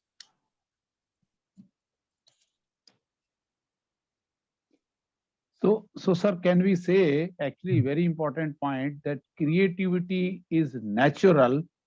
If we know the process, we control it. If we don't know the process, then we do not know what is happening. But it is still Absolutely, you creativity. hit the nail on the head. You absolutely hit the nail on the head. I like I was telling you now, when Dennis Lilly balls to Sachin, Dennis Lilly is scared. When he balls to you, you are scared. Correct. Correct. Sachin knows the process, you don't know the process. Correct. But the action is the same, the bat is the Action same, is the the same. ball is the same, the pitch is the same, everything is the same. Correct. Very well said. Very well said. Yes. I So think that very is well. why I started off today's program by saying knowing is doing. Right. Sir, may I come in? Yes. I mean, the summary, what I can see is, say, random things. See, in this case, you gave an example of WhatsApp joke. So random things in the environment connect with random ideas or other random objects, then your brain suddenly changes in perspective and seems something new and interesting. This is what stumbles upon creative ideas. Let's understand. If you have a few more minutes, let's understand it with the situation which corporates are facing today. Many corporates are facing this problem. During the pandemic, the corporates had asked their employees to work from home. Then what happened? Once the pandemic was over, some of the corporates started asking their employees to come to the office and work. Now they are facing problem with the employees. The same employees who are very happy working from home are now rebelling against working to the office, working from the office. Why? Use the same logic here and you will find the answer very easily. He is in the comfort zone when he is in home. You see, first thing is absorb. What did he absorb? When they were working from home, they had shifted from output to outcome. No one could control how many hours they could work. But what they would achieve by the end of the day was controllable. So the employers were also benefited. Correct or not? Yes. And what was the benefit for the employee in it? The benefit for the employee in it was he could work at his own pace and at his own convenience. All that he had to worry about was that he had to deliver the goods. Second thing is there was no one to breathe down his neck. Number three, if he did not have any work to do at that time, he could decide what he will do productively so that he will not get bored. He was not constrained to work within a geographical locale. There were no rules and regulations which are binding him in his work. The only thing which was guiding him was the outcome which the office was expecting. And things were going pretty smoothly. 2 years, people had settled down into it. Now suddenly you call them and tell them that even though you have done well all these days, now you will have to come to the office and work. You are not giving them any reason why you are asking them to do this. What are you doing? You are taking away their convenience from them. You are tying them to a work, to a time. You are removing the outcome-based working to again back to output-based working. If he does not have any work, he has to sit bored in the office at that time and not attend to anything else. You are imposing rules and regulations which you yourself had broken. What is it you are doing extra which will make the whole thing better for him? He is unable to envision any benefit out of it. He is unable to connect the reason why you are now asking him to come to the office. All his reasoning is going against your decision. When he evaluates your decision, it fails on every count. And in the transformed mindset, what happens? He suddenly feels that you are treating him with scant regard and respect for his requirement only in the guise of putting a rule.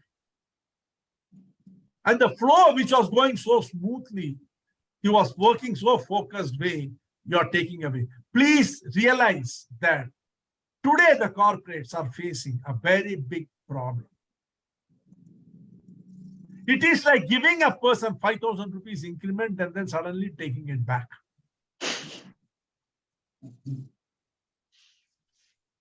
So today the corporate will have to find a very, very good reason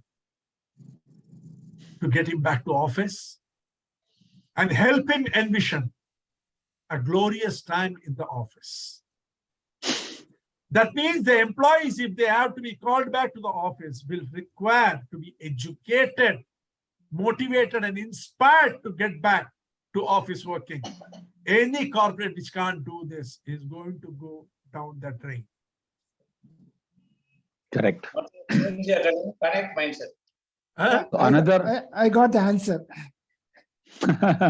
So another round of transformation is needed for getting them back to the office.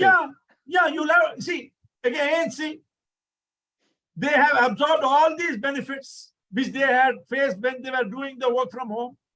Yeah, so the same set of problems were faced when we moved them to home, because there are a lot of challenges. People are not willing to work from home actually. So now corporate thinks that we'll just give the order and they will come back. No. The fact of the matter is that they have transformed into a new state. To bring them back to the other stage is also another transformation. But that is again, the creative process has to kick in. When you start thinking like this, you realize that you have a work on hand. Correct. Because right now, it is not that you can't do it. Yeah, but right now corporates think that we have given the order. That will not work. That doesn't work. Will not work. It's not working actually. People say, I'll resign. It will not work. That is why you have the great attrition. Yes. The gig economy is going up only because of that. People are leaving their job and going. Yeah, they have realized that they can deliver alone without the help of people. Correct. Sir, I'm telling you, tell me if I'm wrong or not.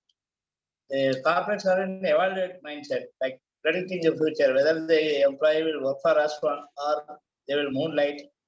So they are calling the employees, I think. You see, I'll tell you one thing. Nobody works for another person. Everybody works for himself.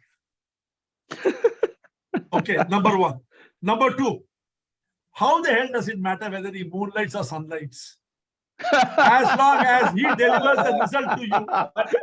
What the corporate thinks is, You see, he delivers the result to you. You see, you have paid him to do a job. You have not As long as purchased he's him. doing your job, yeah. As long as That's he's all. doing your job, yeah. See, you have employed him for, let us say, 8 hours. There are 24 hours in a day. Balance 16 hours is his. Why are you worried? Yes, as long as he does not take corporate secrets from your organization Correct. and gives it to a competitor or somebody else, why are you worried? Correct. And secondly, I'll tell you one thing. You know, there is this saying in Hindi, Ganga Jal mein dhula hua tulsi ka patta, jisko doodh mein dubo chuke hain. None of us are that. Let us be very clear. No, I think very important point what you're saying. I think the feeling of owning the employee, somewhere the corporate think that they own that person. I think they have to come back to the mindset that they have only hired him for 8 hours. They have hired him for the work which is assigned to him. I think that mindset has to be there. The rest of the time, the employee is his own life. And the person who is thinking this is himself an employee. Correct. Correct. That is true. That is true. You see, when you talk of corporates, you don't talk of walls and roof and windows and doors. Correct. People who are employed in an organization at different level call their subordinates employee. See, this is where the problem is, that he is willing to call his subordinate at the night 11 o'clock, but when his boss calls, he feels uncomfortable that he should not be called at 11. You see, if you understood creativity well, you won't need to call anybody at 11 o'clock or 10 o'clock or 8 o'clock. Correct. You see, I'll tell you one of the most funniest of statements which sales bosses give to their people below them. Can anyone tell me that sentence? One sentence is used in the end of the month by every sales manager. Every sales manager. Every sales manager in this world uses this sentence on 29th or 30th. You should be proactive in your sales. He will say, हमें नहीं मालूम कैसे करोगे, लेकिन मुझे cell चाहिए. He says, I don't know how you will do it, but you'll have to get me the sale. What a comedy, man. I need numbers. I need number. Number pura karo. So you see, that is the way the thing is. This is what I mean by telling pattern thinking. You need to break it. You need to break the shackles of this pattern thinking. Come out. Be creative, because when you are creative, your life becomes entirely different. You are unhappy because you are unable to do things in a creative way. Have you seen a child being unhappy? You can't see. Very good. Very good. It's always busy doing something, some hangama it is creating. People all around it will be unhappy, but he will not be. Yeah, right. The concept of unhappiness does not exist in its world. It is totally engrossed in whatever it is, always in a state of flow. Always. And that child is still there within us. It is not gone anywhere. The child is still there within us. Only thing is, we have bound it hand and foot. And then we are throwing it in the water and we are asking it to swim. Do you think it will be able to? Yeah. It's a pattern thinking versus creative thinking. Pattern thinking versus thinking. Once a pattern is removed, everything becomes automatically creative. Right. Yeah, yeah. Okay, the friends. moment you take away the pattern, it becomes creative anyway. Yeah, anyhow, correct, that is the only thing which is left out. Yeah. Correct. Yeah. They say pattern thinking versus no pattern thinking. Yes. Versus thinking. Just thinking. Okay, friends, good night. Okay, Merry thank you so much Christmas for to your you all. effort. Good night, good night, good Yeah, night. yeah. Sir. So we actually Good night, had sir. a That's jungle bell. Rather than jingle bell, we had a jungle bell today. Yeah, All along the jungle. that is creativity.